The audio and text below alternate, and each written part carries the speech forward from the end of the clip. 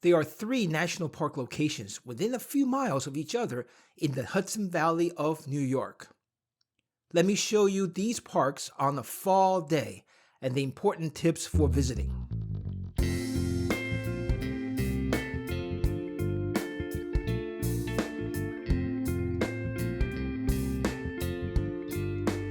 Situated on a bluff overlooking the Hudson River is the home of Franklin Delano Roosevelt National Historical Site. This park features the home, the Presidential Library, and the tomb of the longest-serving president, Franklin Roosevelt. FDR was born here at his family estate in 1882.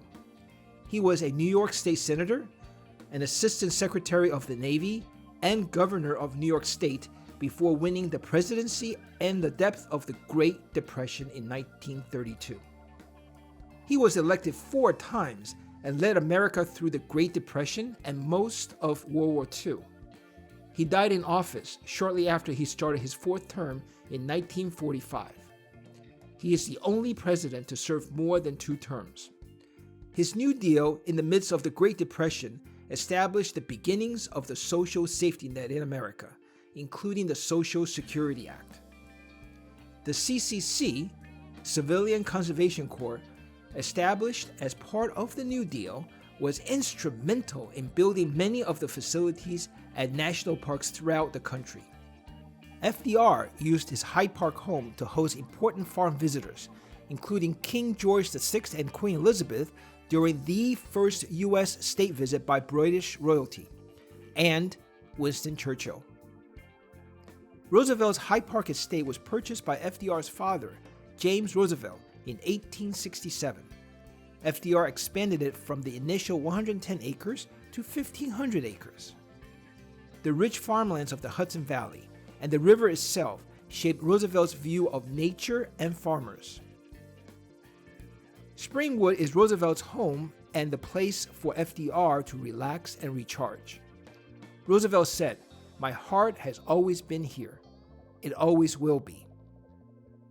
His love of the place prompted him to deed the estate to the National Park Service before he died. As you drive in from the road, you come to the Visitor Center. This is where you can pick up the tickets to tour the library and the home. Both tours are self-guided. Don't make the mistake we made. Buy the tickets online ahead of time. And don't go to the park too late. We were not able to go inside the museum and the home because we arrived too late in the day and the tickets were sold out. However, not all are lost. The grounds are beautiful. As you leave the back of the visitor center, you walk past FDR and Eleanor sitting on the patio. The library and museum is right behind the visitor center. Around the back is the Freedom from Fear display. The Rose Garden, including the gravesite of Franklin and Eleanor Roosevelt, is in between the museum and Springwood. FDR's home is beautiful and stately, with a fantastic view from the balcony. There is a vegetable garden and apple trees on the ground that is fun to walk through. It had quite a variety of veggies. The apple trees had plenty of fruit that were just begging to be picked. I'm filming a crime scene here. We got him committing a crime here. Are you hungry for an apple? A couple of important tips for visiting, especially during the uncertain pandemic times. First, reserve the museum and home tour tickets ahead of time online. They are 2 separate tickets and they cost $10 each. The museum fee is waived for active military and veterans. If you have an interagency pass, such as the annual National Park Pass, the home tour is $1, but there's no discount for the museum. Second, check the NPS website for the latest schedule. At the time of this video, the home is closed on Tuesdays and Wednesdays. FDR is one of the most important American presidents with a huge legacy. His home sits on beautiful grounds and is well worth a visit to celebrate and reflect on this life. 2 miles to the east of the home of FDR is Eleanor Roosevelt National Historical Site, otherwise known as Val-Kill. Built in 1926, this is the home of Eleanor Roosevelt from FDR's death in 1945 until she died in 1962. Eleanor Roosevelt, also known as ER, was much more than just a First Lady. Not only did she have significant influence on FDR, she was a champion for social welfare, civil rights, and women's rights. After FDR's death, President Truman named ER as a delegate to the General Assembly to organize the United Nations envisioned by FDR. She led the UN Human Rights Commission in the landmark Universal Declaration of Human Rights.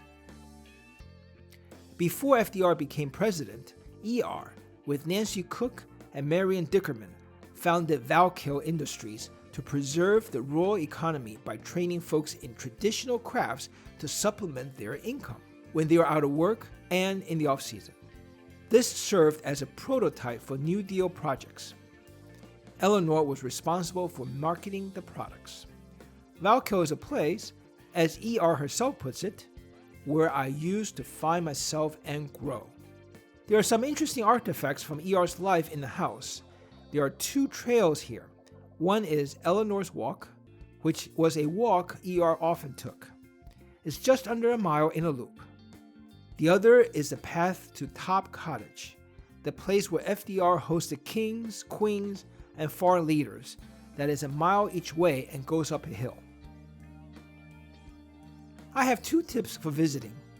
First, the inside is seasonal, so check with the NPS website for the current status. Second, bring bug spray if you want to walk on the trails. The mosquitoes were ferocious when we tried to walk the trail near dusk in September. We had to turn around because it was swarming so badly. Val-Kill is worth a short stop to learn and appreciate Eleanor Roosevelt's work. Trails connect Val-Kill with the FDR home and our next stop, the Vanderbilt Mansion. This Vanderbilt Mansion overlooking the Hudson River is one of several built by the Vanderbilt family. They were built during the Gilded Age of the late 1800s and early 1900s during the unprecedented growth of industry, technology, and immigration. The newly mega-rich, like the Vanderbilts, display their wealth with mega mansions. The Vanderbilt Mansion National Historical Site is a monument to the lifestyle of the Gilded Age. Cornelius Vanderbilt started the empire with a $100 loan from his parents and built a multi-million-dollar fortune in shipping and railroad. His son, William, doubled the family wealth in just 8 years with extended railroad operations. His children lived lives of excess and extravagance. They built 40 opulent mansions, including the Biltmore Mansion in Asheville, North Carolina, which is the largest privately owned house in America. The Hyde Park estate was built by Frederick, son of William. It incorporated the latest in technology at its time, such as electricity, central heating, indoor plumbing, and flush toilets. After Frederick and his wife, Louise, died, they left the mansion to Louise's niece, Margaret Louise Van Allen, since they did not have any children. Margaret tried to sell the property, but found no buyers. Their next-door neighbor, Franklin Roosevelt, remember him? Suggested she donate it to the National Park Service as a monument to the Gilded Age, and she did so. The mansion and its interior remain virtually unchanged from the time the Vanderbilts lived there. Like other mansions, the estate features a main mansion and a garden. The Italian-style garden is beautiful and multi-tiered. It's a real nice stroll to enjoy the flowers and the landscaping.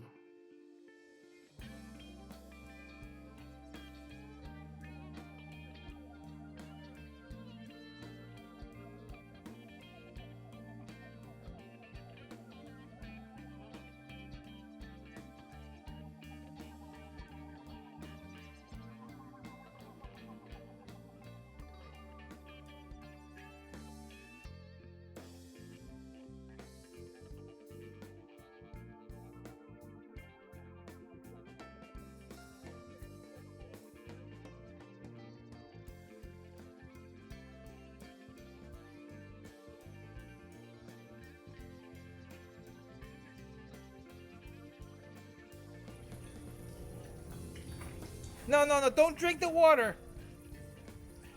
Don't drink the water. Don't get the pennies either. You stole a penny. Oh no.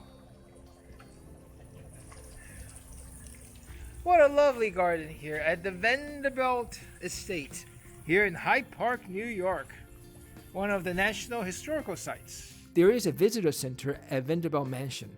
The outside was under renovation. The inside felt like I'm being watched by a bunch of animals.